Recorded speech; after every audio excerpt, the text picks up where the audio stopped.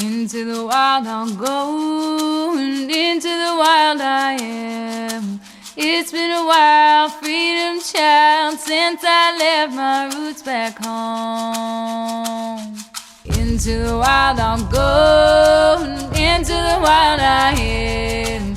It's been a while, freedom child, since I left my roots back home. Welcome to the Free Birth Society podcast. This is a radical space for women who are ready to celebrate their autonomous choices in birth, motherhood, and beyond.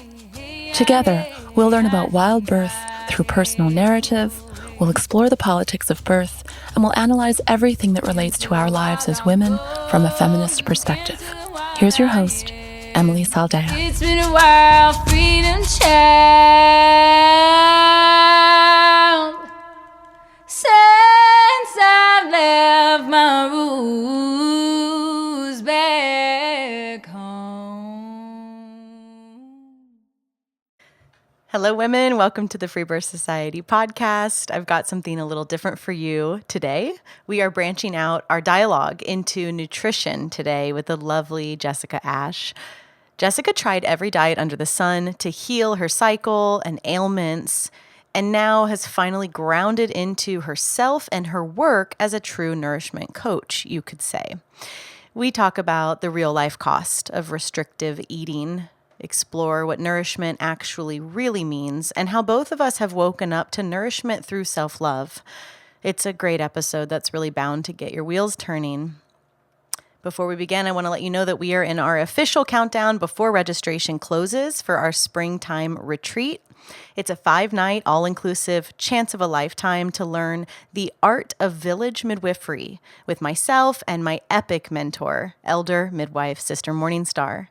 Spots are filling up. We're getting really excited. It's going to be here so soon. I know a lot of you are eyeing this, so now's the time to jump on it. We opened up another payment plan and a buy now, pay later situation, so check it all out at matriarchrisingfestival.com/midwifewithin. Talk about nourishment. We are bringing back Chef Razia and her crew to serve us again. She was our chef at the festival and will be again in 2024. She brings just the most beautiful, incredible 15 meals together for this retreat. It's going to be so good. It's just a total dream come true. I really can't wait to see who comes and joins us. So check it out, matriarchrisingfestival.com/midwifewithin. Would love to have you with us if you feel the call. All right, enjoy this episode.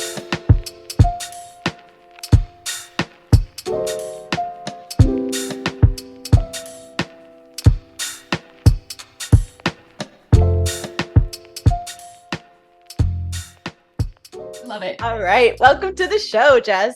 Thank you so much for having me. So, like we just said before we were recording, we're just going to flow today and get into who you are, what your life looks like, what your work has become, and what you're up to. As I was sharing with you, the way you came into my sphere was women in my circle kept bringing you up as someone that they wanted to connect with and see at the festival, which is so fun. And hopefully we can make happen someday. So welcome. Thank you so much for having me. Yeah, I feel like my metamorphosis or the evolution of my work has led me to being able to hold a space for women that really is founded in nourishment. And I think what goes deeper than nourishment is self-nurturance. So to me, nourishing ourselves goes down to being able to nurture ourselves and then therefore nurture everything and everyone around us. And it didn't start that way. I had at a very young age, I was put on birth control, and of course, 14, 15. Damn. So yeah, I was having, I was having the typical period problems, like they like to call it, right out of the gate, right when I went through puberty.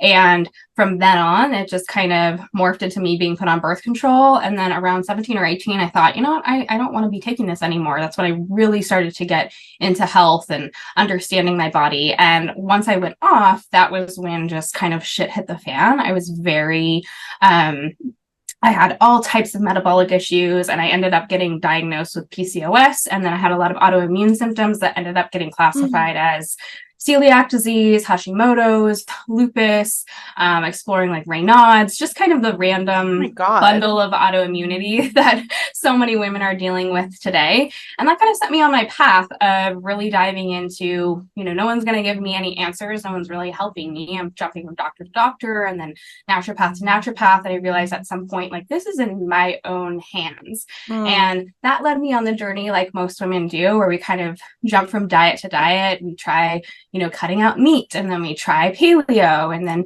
keto and carnivore, and kind of get caught up in this, desperation to heal. And so you're so focused on the food that you forget, like, what's actually going on? What is my body actually needing? When we're so focused on restriction, we forget, like, what do I actually need to be getting regularly? And we also want to be told what to do, right? Like the framework of keto, the framework of fill in the blank, it gives us something to follow. But I love you pointing that out, because you can do it in a way that actually is still fairly, like the lights can still be off. You can still not be checking in.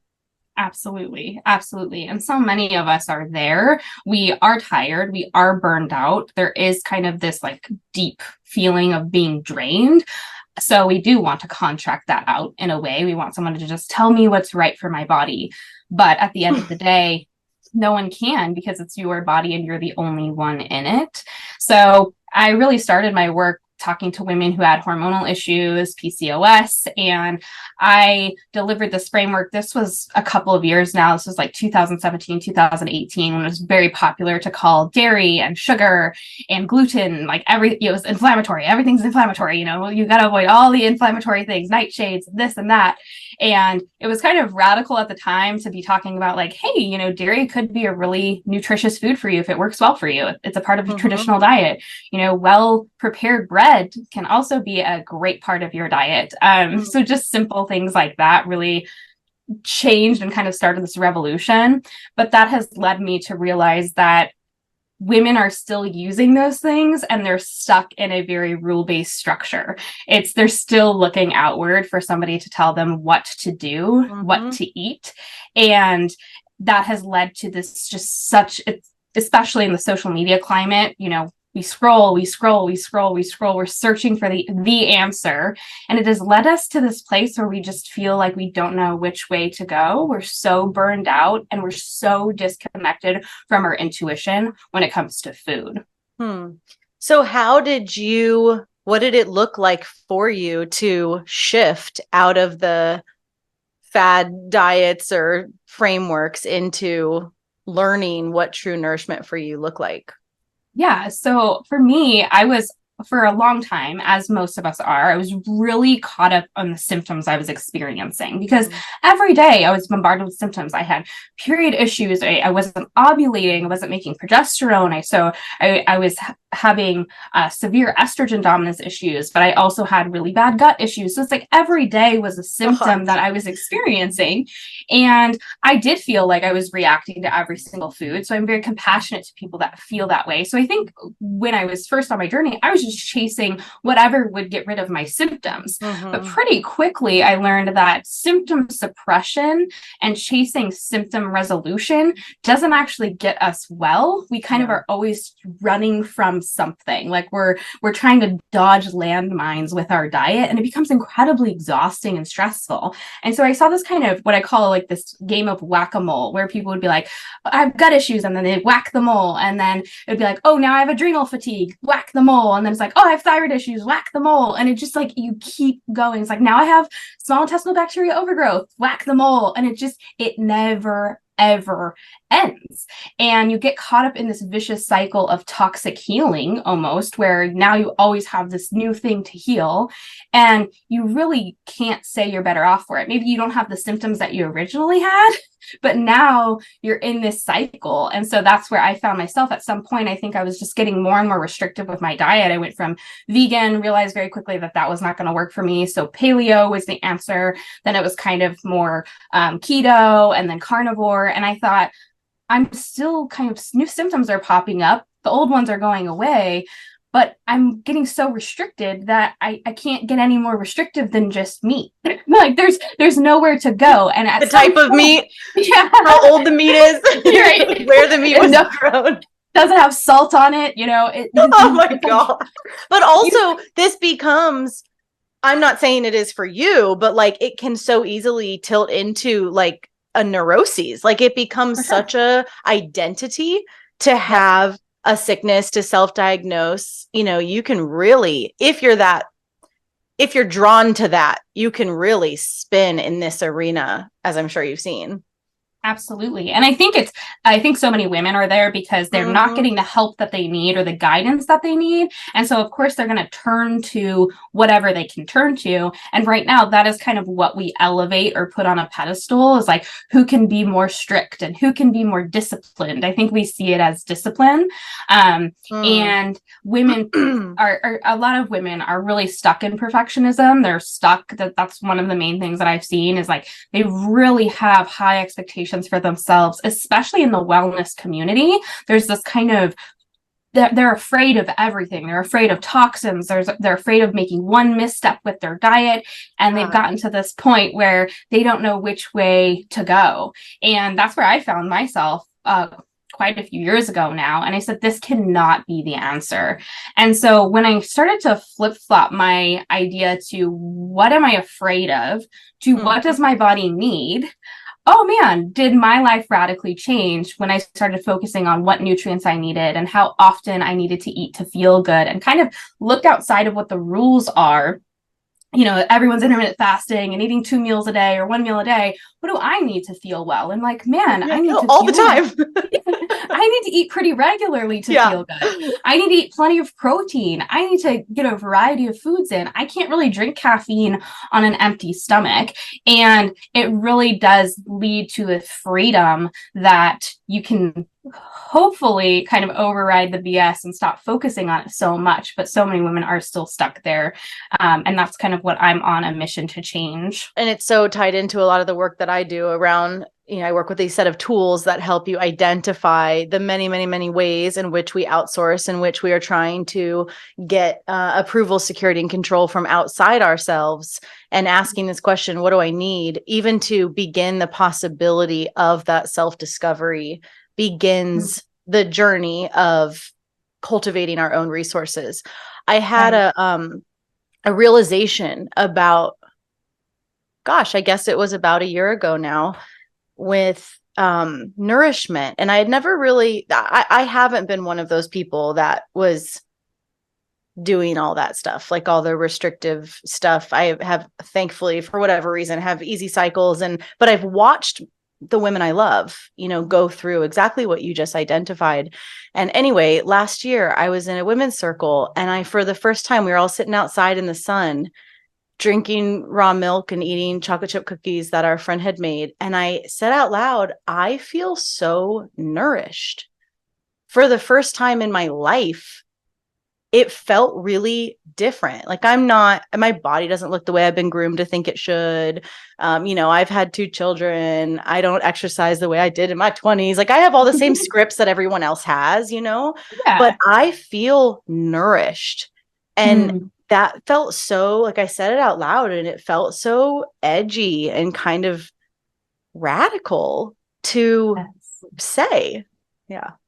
It is, especially in the society that we're in. I mean, to feel at home in your body and completely connected to your body, and really just give it what it needs when it asks for it, that is pretty radical. That is, why is it radical? I don't know, but it is. Well, we're supposed to hate ourselves and self-harm until the day we die. And not doing that, and owning, especially in like a public arena, to really own that we are not hating ourselves and not self-harming is pretty crazy. Okay, so take me to more about your work. So you have this whole huge shift of consciousness, really, and it sounds like you chose to learn how to resource from within. Essentially. And so you're starting to learn, this feels good. Tell me about like what happens in your life and how you start to go on this actual health path. in the public arena. Yeah. And so in the public arena, I came out with a course called Fully Nourished in 2019. And it really kind of teaches I don't even like to say rules or guidelines. It teaches a set of principles to look at your body through a metabolic perspective. And pretty much what that means is going down to the cell level. Your cells produce electricity, energy, and they take the fuel, the raw resources, and then they turn it into the energy that you need. And when you don't have those raw materials, you cannot create energy properly. There's going to be blockages in energy flow, and that impacts our organs, right? It impacts us down to the cellular level. And so really what cellular metabolism is it's making sure that we have the tools and resources, whether that be carbs, proteins, and fats, or the nutrients needed to process those carbs, proteins, and fats as kind of a fundamental. Obviously, that's not the only thing that's important, but I think a lot of women are forgetting that. They're like, I feel so run down, I feel so awful, I'm having thyroid issues, I'm having this, and I'm like, did you eat breakfast? Like, did you or are you just chugging coffee all day? Oh, you ate like enough to fuel a small toddler. That is probably why you don't feel well. And we're so disconnected. I mean, so there are women right now that don't have appetites. We've gotten so disconnected from our body's signals and signs that we forget that if we ignore our hunger enough times, our body will start to speak up in other ways. Our hair will start falling out. We're going to start aging very quickly. That layer of fat between our skin that provides safety and protection starts to dissipate. Our body does not run on thin air. And so I really kind of came up with this set of principles that was like, eat breakfast within about an hour of waking. Don't drink coffee on an empty stomach. Don't treat coffee like a drug. Just drink your coffee after your breakfast if you do well with coffee. You might need to eat every couple of hours, especially if you're in a burnout state or you're in a place like pregnancy or breastfeeding. Like, you might need to eat every 3 to 4 hours to keep your blood sugar stable, because your body's not going to be able to do that for you if your liver is really not functioning well. The basics of, everything in the wellness space is so complicated right now. It's like, I can't detoxify well, and I can't do this, and I can't do that. And it's like, well, are you fueled? Are you getting enough protein? And are you getting it from sources that are super processed, or just the whole real foods like eggs and steak and just basics? And I know it sounds so simple, but so many women find challenge in just feeding themselves a basic 3 meals a day. I think there's so many things vying for our attention right now that we forget the basics, and we're so focused on what supplements to take and what, detox tools to have and these fancy wellness tools, that we forget that our body's basic needs is just to be fed and just to be nurtured with the basics, like sleep and getting outside and getting our feet on some grass and getting some sunshine. And those are basic biological needs that our body will not feel safe if it's not getting those things.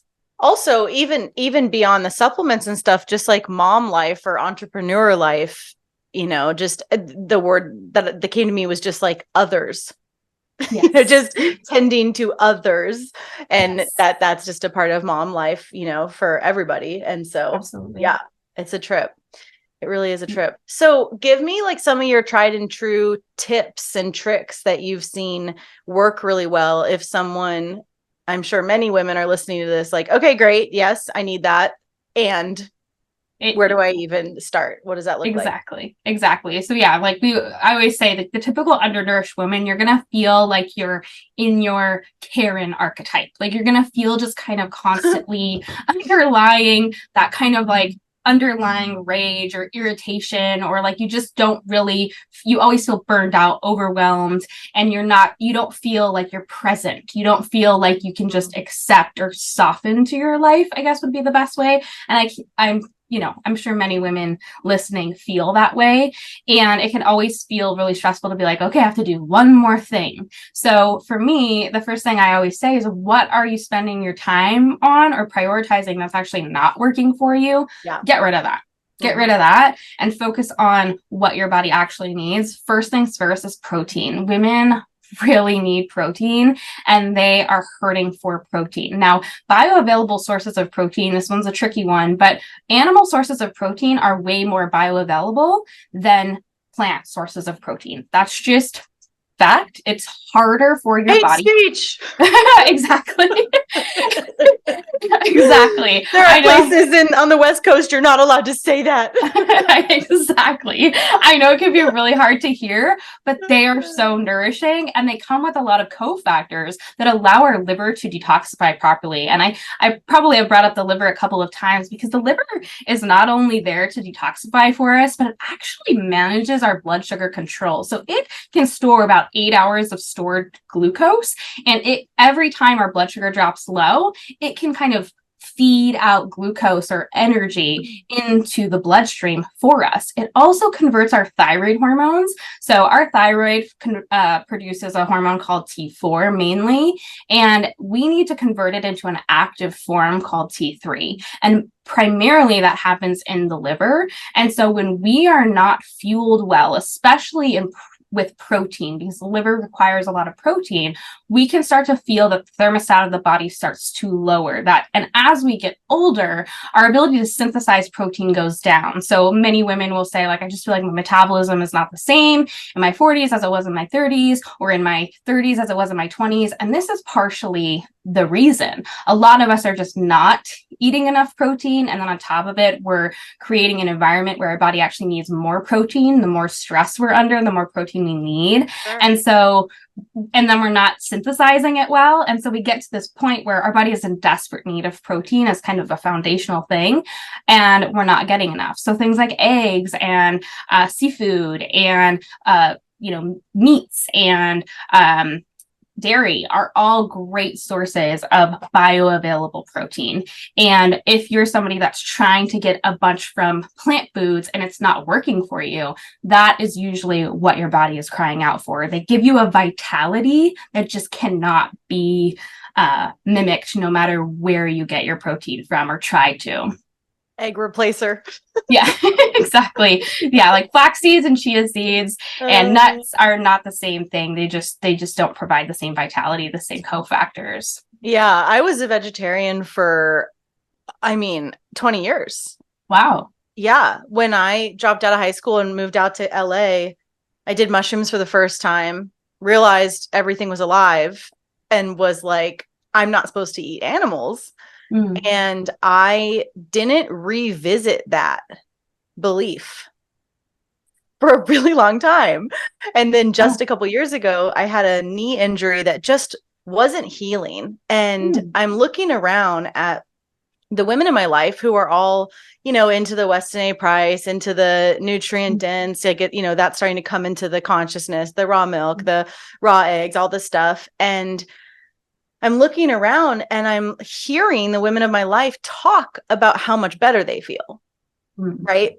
And so that's what guided me. I was like, all right, because I had created such a story about it and really, really thought, and kind of still do, but really thought meat was just so disgusting. Just like so gross. And I like to push my boundaries. I like to check my stories and play with stuff. And so for about a year, I was disgusted by meat. Like watching someone eat meat was like, bleh. And so for about a year, I would just, every time I ate meat, I would just be like, this is medicine. This is good for my body. I'm learning how to nourish myself. This is medicine. This is medicine. This is good for me. And really had to readdress these long-standing made up things that I had going, Anyway, long story short, yeah, it's been a couple years now. And my baby was, a raw milk meat, baby. A nutrient dense baby. Oh my God. Yeah, you gotta patent that. And anyway, he was like 2 pounds heavier than my first kiddo. And wow. Yeah, like just shy of 2 pounds. And, he eats everything. And my daughter's like super picky, won't touch meat because I pass that shit to her, Right. Anyway, it's just a trip. It's a real trip to address just the stories we carry and how, of course, that is literally creating our relationship with the world. Yes. And I think this definitely comes down to because we outsource death.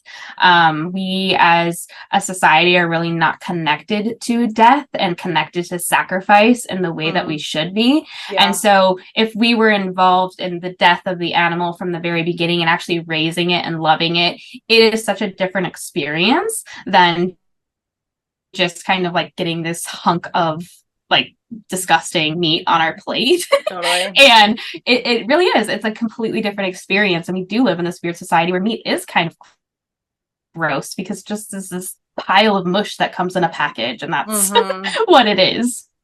Yeah, totally. Yeah, we have like more of a homesteading life now. And I remember Yolanda years ago first being like, well, I'd way rather give, instead of just being a vegetarian, I'd way rather give my money to the, you know, high quality regenerative farms out there. And that really got me thinking like, oh yeah, right. Yes, that makes sense.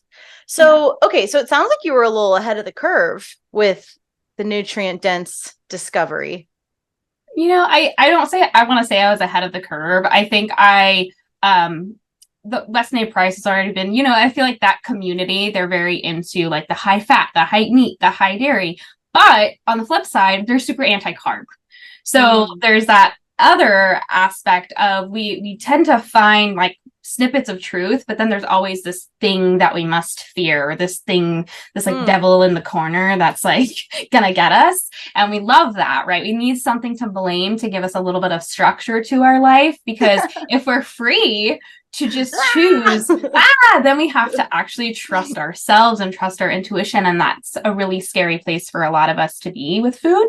And of course, there's layers and layers to that for most of us that we have to unpack. Like, why am I so afraid of this? But carbohydrates are important. Now, I always say adequate carbohydrate. I like to use that word because everyone's different. There are women that can do pretty well on a lower carb diet. There usually are a lot more sedentary. And then women that are really active, or, you know, they have to expend a lot of mental energy, moms, entrepreneurs, they usually don't do well on a super, super low carb diet. And so carbohydrates are important. And there's a big demonization of carbohydrates right now. And that one is, we need it for our brain and central nervous system. So if we don't get enough carbs, we will constantly find ourselves feeling burned out because our adrenals have to pump out adrenaline, cortisol. Our pancreas has to pump out glucagon in order to manufacture glucose. Our body, if we're not getting enough, we make it, and we make it using stress hormones of survival. So if women are constantly feeling like they're kind of stuck in the state of fight or flight, or anxious all the time, or stressed, or, you know, almost that like very reactive, like high reactive feeling, that is usually a sign that maybe you do, if you're already doing really well on getting enough protein, well, maybe you actually do need a little bit more carbs in your life, or you need a little bit more structure to your eating throughout the day. Like instead of going 6 hours without eating, maybe you need a little snack in there, and not the extra cup of coffee. So I'm pretty ignorant about this stuff. So carbohydrates meaning grains. Carbohydrates meaning, so I always say roots and fruits, and then grains and beans would be that too. Obviously, the more grains we have, the more beans we have, they are a little bit harder to digest. They need to be prepared properly to be able to break down the nutrients in them. And so when we are stressed, our digestive capacity is poorer. Like what you said, when, you know, getting meat down was really hard the first year or so, because if we don't use it, we lose it. And our stomach acid is really required to be able to break down food. But when we're in a stress state or a survival state, or we're stuck in these kind of survival-based eating patterns, our body is in fight or flight mode. Like we are trying to survive, and blood flow is going away from the digestive organs. Our body doesn't really want to expend energy on digestion, which is often why we lose our appetite, or we kind of have this imbalanced appetite where we go days without being hungry, and then all of a sudden we're just like starving and we just pile food on. These patterns are really typical in women. We see that because there is this kind of constant low grade survival state that we're stuck in, and that finding the right carbohydrates is good for us. Some women don't do well on fruit, or it's not very local to them, so it doesn't really make sense to do that. Vegetables can be carbohydrates too, as long as they're really well prepared and they're not super hard to digest. root vegetables are obviously a great source of carbohydrates, but some women do really well on grains and really well on beans, especially if they're well prepared. There are some genetics that have such a genetic potential for being able to digest grains and beans. There is no reason to demonize them if you do really well on them and you feel grounded and satiated on them. Right. So finding your carbohydrate is good. And even, small amounts of things like coconut sugar and maple syrup and honey, food is supposed to bring pleasure as much as it is supposed to bring nourishment. And there's no reason to cut those things out unless you absolutely don't tolerate them. Yeah, right. Because it's about what works for you. How do you feel when you eat it? Yeah. And honestly, if it feels really complicated, the first place to start is just, what are you craving? Like, what are your patterns? Are you somebody that, goes weeks without sugar and then all of a sudden you just cannot help but just binge on sugar for 2 days straight? That's telling you something. Your body's needing a little bit of that every day. And it's much better to just give your body what it needs on a regular basis than try to restrict and then have your body kind of override your brain.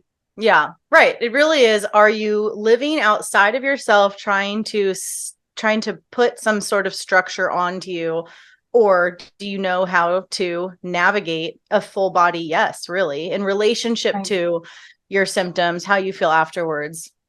Yeah. So simple, so complicated. So what are some basic things that you have discovered that you wish more women understood? Yeah, I think the biggest thing is it's not all about the food. I think we want something to blame, or it's actually much simpler to just focus on food and supplements, and it gives us a sense of control that we forget that there are so many layers to why we're not healing. Like if we continue to try to find healing in a more restrictive eating pattern or really obsess about the food, then there's something there that we are missing. I feel like a lot of women, as important as it is to nourish your body well and get the high quality as much as you can't constantly be worried about if that's not something within your accessibility, or you can't financially afford it, causes financial stress. There needs to be a happy medium, and there needs to be an acceptance there. And I think for a lot of us, we don't feel that way. We're constantly chasing this level of perfect with our diet. And so I like to just remind women, it's not just about the food. The food, sometimes we put way too much importance in the food. It is important, but it's not the most important thing. And how we look at it makes a big difference. I think another thing that women really, I wish that they understood, is living when you're nourished is a completely different experience than when you are living in an undernourished state constantly. It is a completely different experience. You are going to show up differently for your partner. You're going to show up differently for your children. You're going to show up differently in your life. You're going to make different decisions because your hormones are going to be functioning differently. Everything that is in your essence that makes you you functions completely differently because your body shifts based on its environment. So if your body continuously feels unsafe, has a level of instability, it's going to operate from that place. You're going to make decisions based on fear, based on scarcity. Exactly. Or you're going to make decisions based on getting the most abundance from your life. When you're nourished, your body's in an abundant state and it feels very differently and it sees the world very differently. Your brain perceives everything differently. It's like glass half empty versus glass half full. It really shifts your perspective.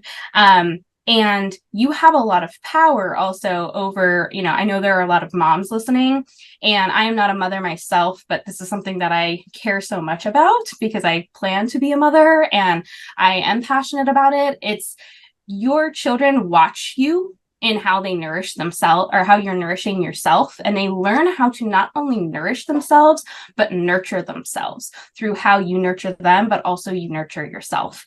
And for a lot of us, we're pouring from an empty cup, and we feel just like there's never enough time in a day, and there's never enough this, and there's never enough that. And that is a reflection of that kind of scarcity mindset. So many of us don't realize we're living in that state of just constant fight or flight. And it's impacting who we are and how we behave. And it's not of our fault necessarily. We just are not understanding that there is a power over that and how we operate. I love that. Yeah. It's a totally different state of being. Yeah. Yeah. And I'm thinking of, I can't remember who says this. maybe it's Tommy John. I can't think of who says this, but they say a happy donut is better than a sad salad. Yes. And, Yes. which I love so much. And it just kind of encapsulates so much of this idea of like what you're going to do. Like if you're eating the perfect balance, blah, blah, blah, but you're stressed the fuck out and you're like totally not present and you're texting and your, like gut is all like in fear and you're eating the most perfect meal in the world. It's like, yeah, that's not going to go down right. But if you eat that pasta just in such joy and presence, it's gonna be great.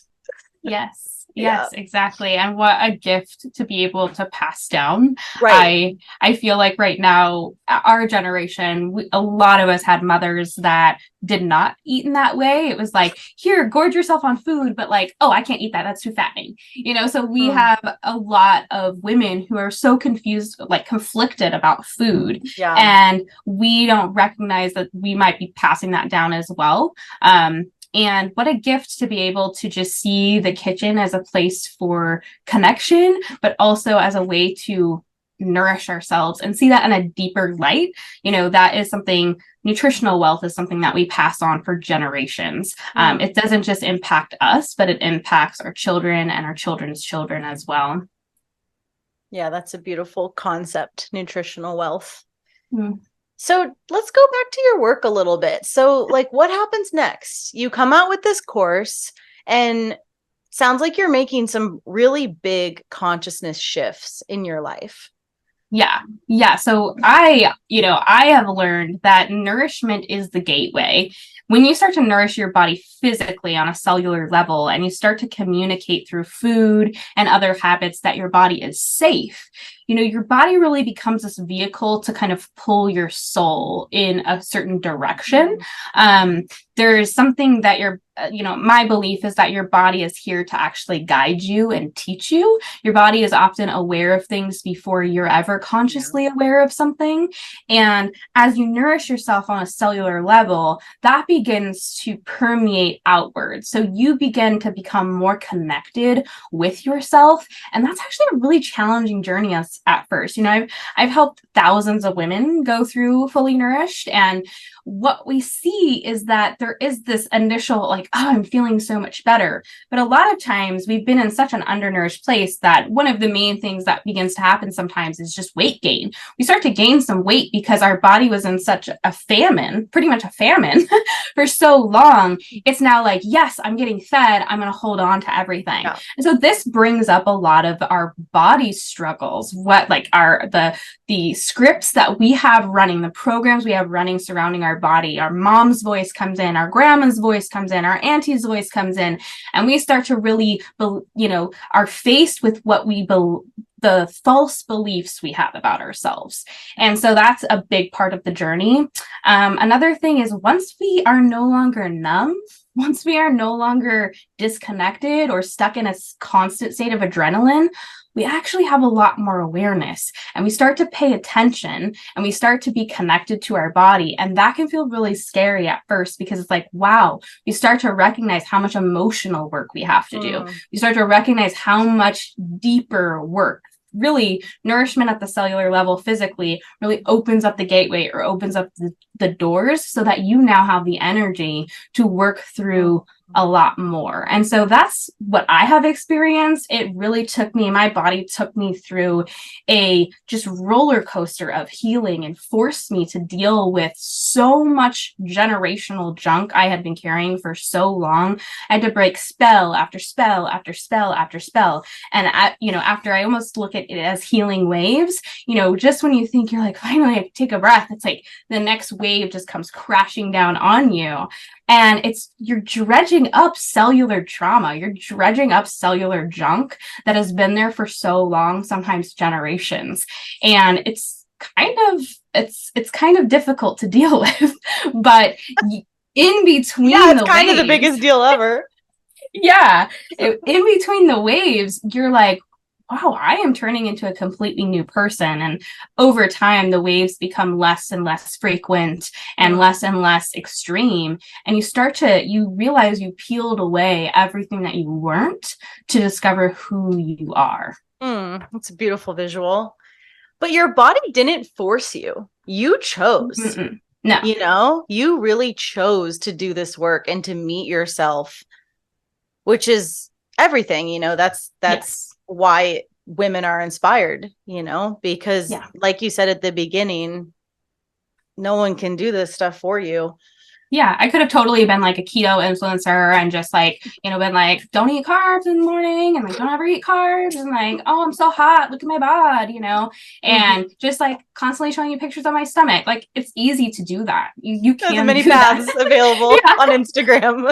There are many paths. I feel like I did choose the most difficult way, but it's the way that I needed to go. And I've learned so much along the way, and I continue to kind of evolve and change and shift just based on the collective shifts too. I think as women, we're kind of shifting as a collective. We're moving in a direction, it feels like.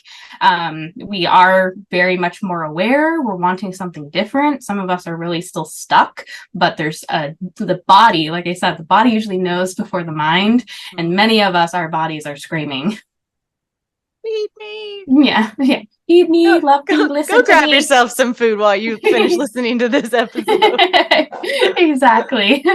So what is your symptoms and health with the stuff you mentioned earlier like now? Yeah, on a day-to-day basis, I'm really great now. I don't struggle with what I used to struggle with. That's huge. Yeah, definitely. I now know hindsight, most of my issues were stress related, were definitely had a lot to do with emotional stress, holding trauma, holding just old patterns of behavior.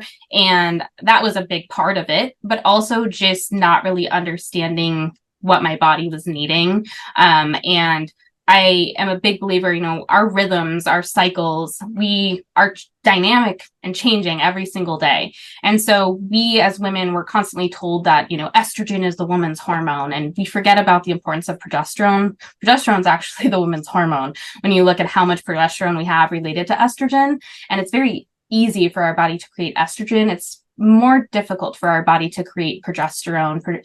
And the medical system has kind of convinced us that progesterone is just the progestation hormone. I can't tell you how many times I had people tell me like, oh, when you get pregnant, you're going to want to like get your progesterone levels up. Never saying like, hey, your progesterone is really low. Like, we should probably do something about it. And once I really realized how much getting enough energy impacted my creation of progesterone, as women, we only create progesterone when we ovulate, and the emptied egg sac becomes the corpus luteum. And then that is what manufactures us progesterone until we either menstruate, or will continue to make us progesterone until the placenta can take over if pregnancy occurs. And so progesterone is very important, not just for fertility, but for metabolic function, for us to feel in our bodies. And when we don't have enough, we don't feel connected, we don't feel present, we feel like we're in this constant state of moving forward and we cannot stop. It is estrogen causes building and growth, which is great, but it does it in an unchecked manner. Progesterone provides the consciousness to estrogen and directs it in the direction it needs to go. And without progesterone, estrogen for women makes us feel imbalanced and can be even dangerous.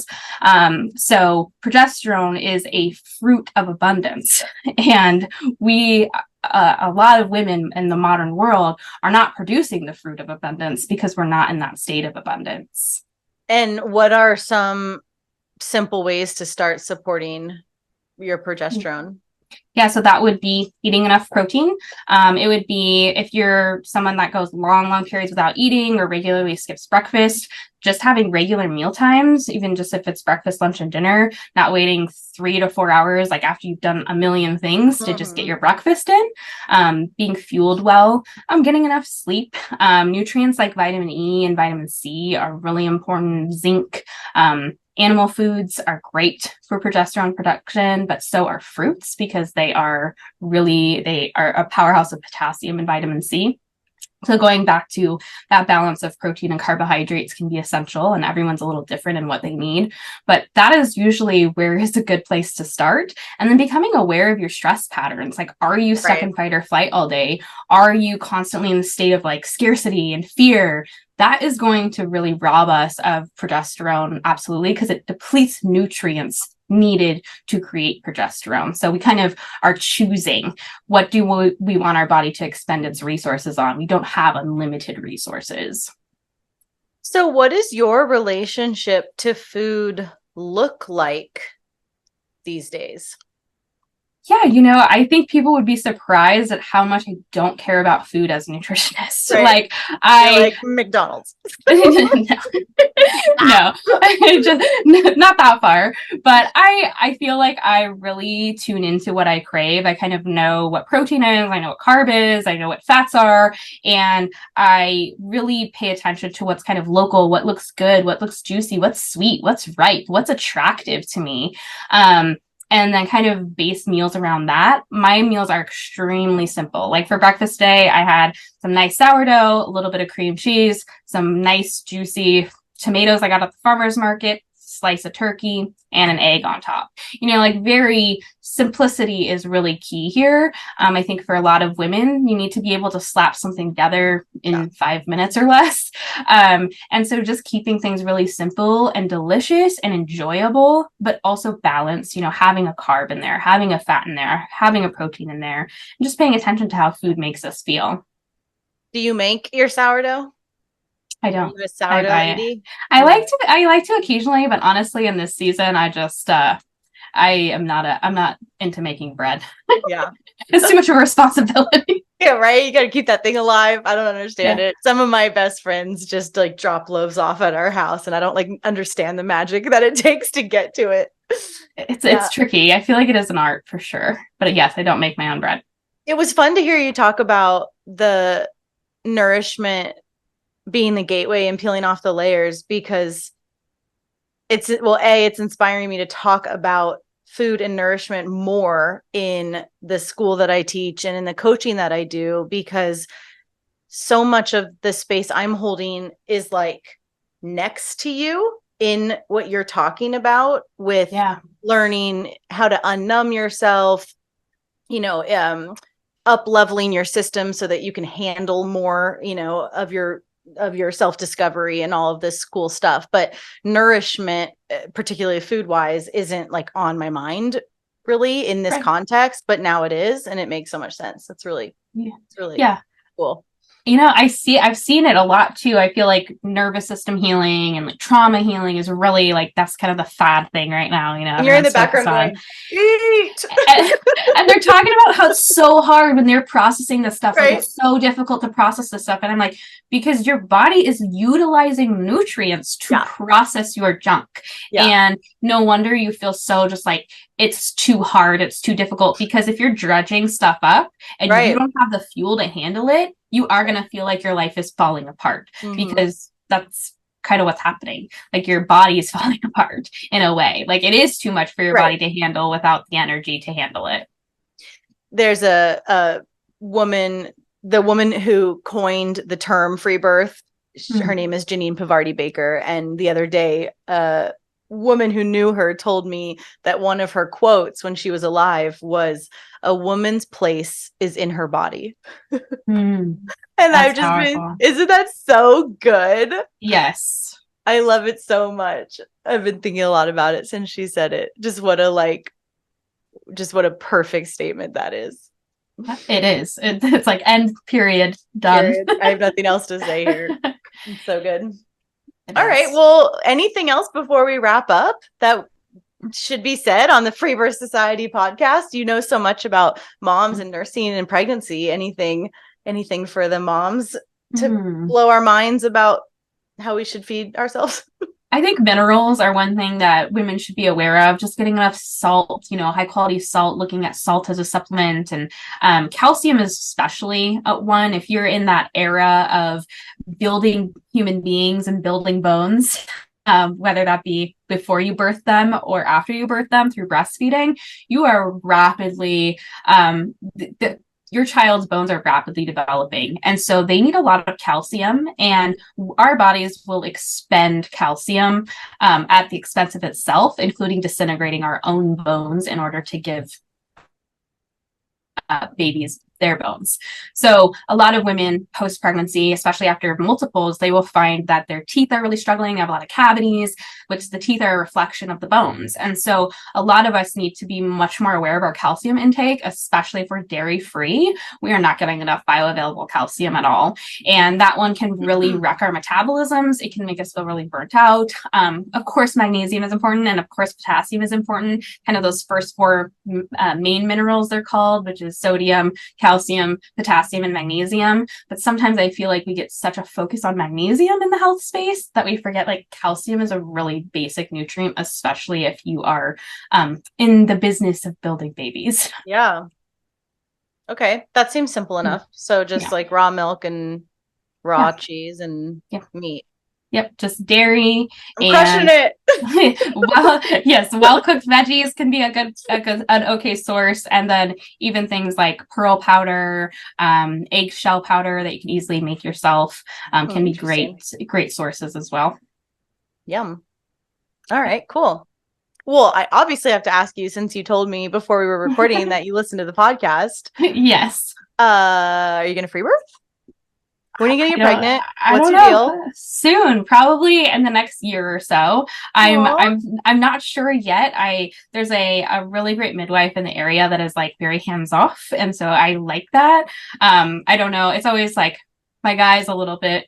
I don't know if I want to do it alone, and I feel like I could.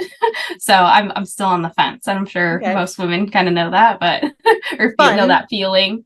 But you're imagining calling pregnancy in your life. Definitely, and owning it myself. Like I feel like completely confident in my body's ability. Of course, I would hope so. And hearing all the amazing stories on this podcast, I've listened to probably at least 100. It's just like incredible. It's just incredible. It really is. Every single one is life changing. You'll have to come back on once you have your baby. I would love that. Do you think you'll birth in your RV? Yeah, if we're still in there, that's what's going to happen. I guess that could wrap up your story. So like, what does your life look like right now? Your home base is in Southern California, and what do you guys do on the road? Yeah, so we just kind of right now we had planned to just like right when we got in here travel just immediately all the time. It didn't quite work out that way. It was a little bit more of an adjustment than I thought. Surprise, surprise, RV life is not what people portray it as online. So it's one of those things where we have a home base, we have family close, and then we can pick up and go whenever we want to. And we are definitely going to travel a lot more next year and see a lot more. But right now we kind of travel a little bit here and there just because we're tied here for work sometimes. Okay. And what does your work look like these days? Yeah, so my work right now, I just started my own podcast. We're only 7 episodes in, so it's primarily focused on the podcast. I have my community, my fully nourished students, my back-end community. I really pour a lot of time and love and effort into them. And then we're working on some new things. You know, things are shifting and things are changing. So we're going through big shifts as a business to make sure that we're offering what we need to be offering. Cool. I love the vague the mysterious answer. yeah, we are definitely doing a lot of work, but I feel like whenever I promise something, if somebody's listening, they're gonna be like, when is XYZ coming out? When is XYZ coming out? September 19th. Exactly. I've learned my lesson in keeping things a little bit more vague. Fair enough. But yeah, primarily I work on our community, our fully nourished students, and that is our course, but we have a private community that supports our course students. Yeah. Gotcha. Fun. Okay, cool. So how can women find you and find out about you? Yeah, I'm primarily active on Instagram at Just Cash Wellness, or my podcast, the Fully Nourished Podcast. And that is like our primary place to come and see what I'm all about. Awesome. Love it. I'm sure lots of women will be hitting you up after this to take your cool course. Awesome. Well, I appreciate your time. Thank you so much for having me.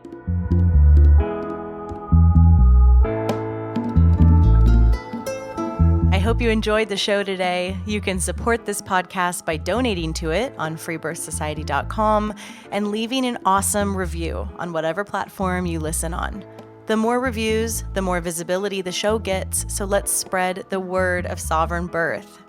We've always got a lot going on at Free Birth Society, and you can find out about all of it at freebirthsociety.com, at Free Birth Society on Instagram, and opt in to my newsletter below in the show notes. We offer courses on free birth, authentic midwifery, and the blood mysteries, as well as one-on-one coaching, in-person retreats, and of course, our annual Women's Festival. Our exclusive, vetted, private membership is definitely something to check out if you're looking for a community of wise sisters. Together we rise. We must speak our stories, claim our lives, and support one another. This is the living revolution, and I am so grateful to be in it with all of you. I'll leave you with our epic Free Birth Society theme song, Wild Woman by Aruba Red. I honor you for the wisdom you held, the ancient traditions of plant medicine and womb magic. I feel the spirit of the ancestors as I place my hands upon my belly. This sacred portal will be honored. Eons upon light beams of survival, withstanding the eradication of our power by design. I will not allow the separation of our young to be forced upon me. My sisters will no longer birth in captivity. The picket line redefined from burning our wild women to paralyzing us and drugging our babes. Strapped down in a clinical white bed, drying up the milk from our breasts. Keep your needles. My family will never again be doomed to chase those dragons or your poison. We reject your fear. We choose love. Everything with intention. Death, ascension. I will fly and bring her back